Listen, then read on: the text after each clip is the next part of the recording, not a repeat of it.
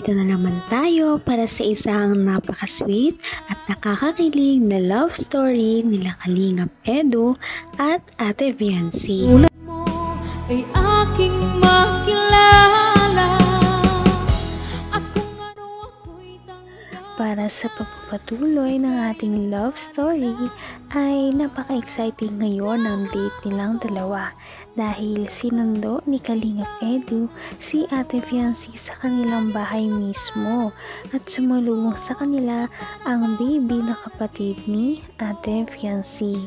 Makikita nga natin na karga ni Ate Viancy ang kanyang kapatid, kaya sabi ni Kalingap Edu na para talagang pang wifey material na si Ate Viancy.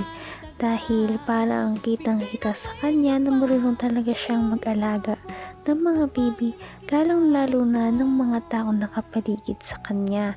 Kaya naman parang plus point na naman si Ate Viancy para kay Kalingap Edu.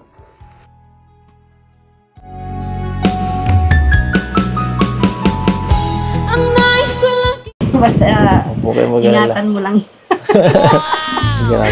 So, pasado na po ako, Nay. Narinig mo yan? Pasado na ako kay mama mo. Ano pa ang kulang natin dito? Ikaw na lang. Sumang-ayon ka.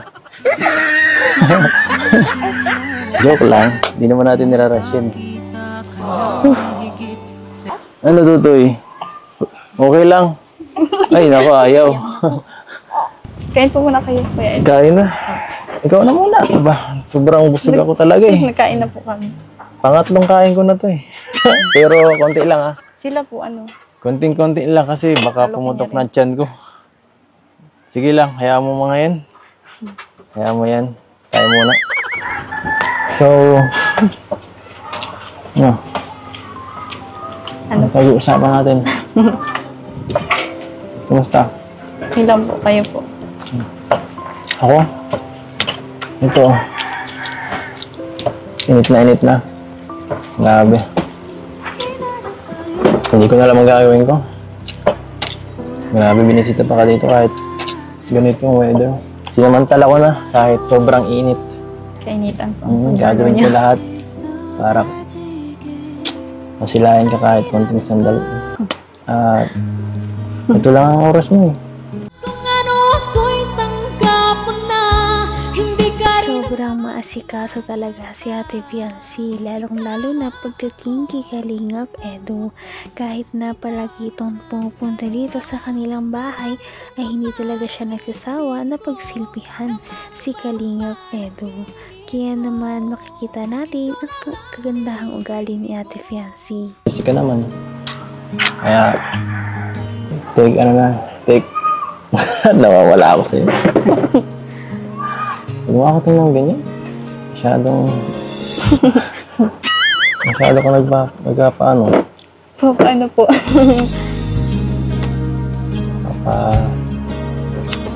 Papa in love. Papa in love. Kaya, init lang sabi ko. So sobrang init nga alam mo, maganda ngayong maghanap siguro ng tatambayan na medyo mapresko kagaya ng ilog. Wow! Pero ka ba alam ng tambayan kagaya nun? Dami po dyan. Madami? Kasi malayo po.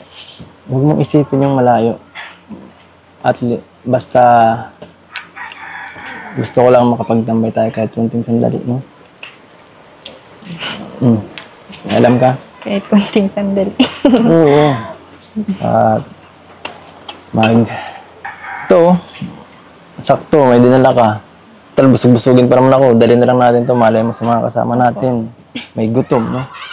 Mag-picnic na lang tayo doon. Wow! Okay ka? Hindi ka? Sige po. Sigurado ko, wala kang gagawin? Gusto po ako. Tapos ka na? Tara? Opo. Naman ang bawat panaginip ko. Ikaw lang ang Nakaka-excite naman ang kanilang date ngayon dahil aalis sila ng bahay.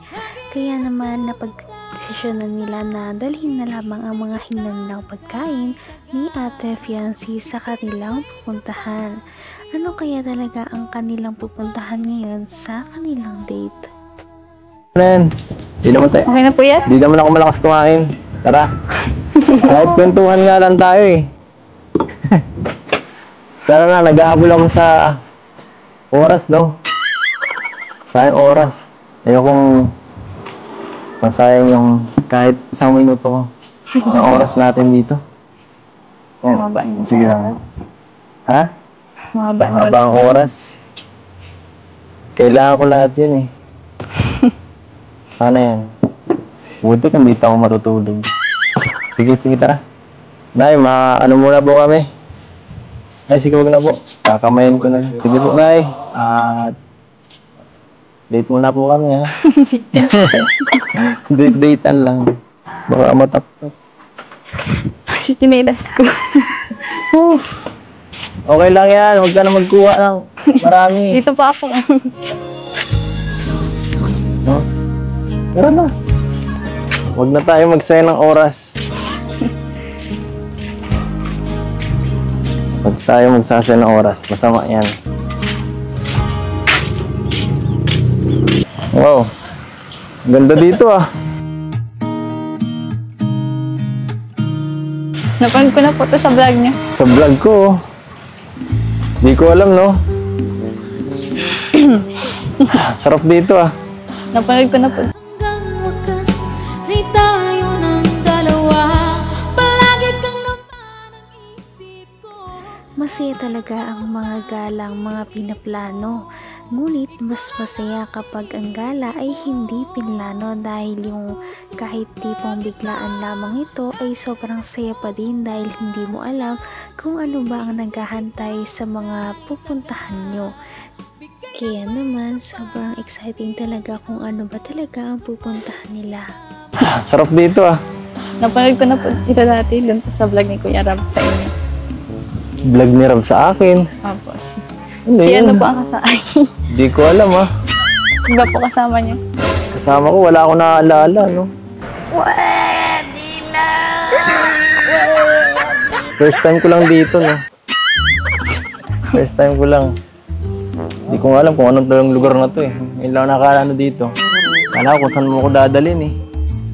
Layo-layo pa naman ito. Pero ang ganda. Napakaganda. Nakaka-relax dito. Ito ang gusto ko eh. Tahimik lang. At enjoy lang. Tayo-tayo lang. Bakit po dito po tayo? Bakit? Bakit hindi? Bakit hindi? Gusto ko dito eh. Gusto mo dito pala. Ikaw may alam dito. Ganda kaya dito.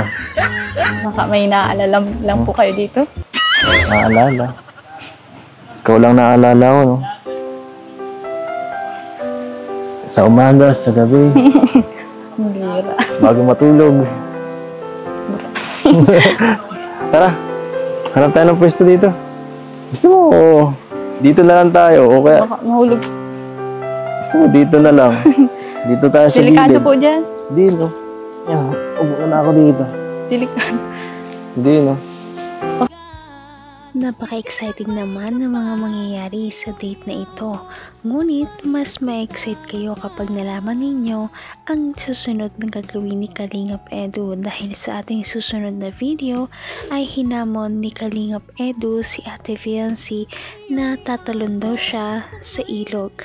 Kaya naman yan ay inyong papanood sa ating susunod na video. Napaka-sweet talaga nila at napakabait ng tambalang ito kaya maraming sumusuporta. Kaya naman sana ipatuloy natin silang suportahan at mahalin si Fiancy, si Kalingap Edu at ang Kalingap team. Yun lamang at maraming salamat sa panonood. Abangan natin kung magkakatuluyan ba talaga si Kalingap Edu at Fiancy. Hanggang sa muli! Bye! Ngayon'y abot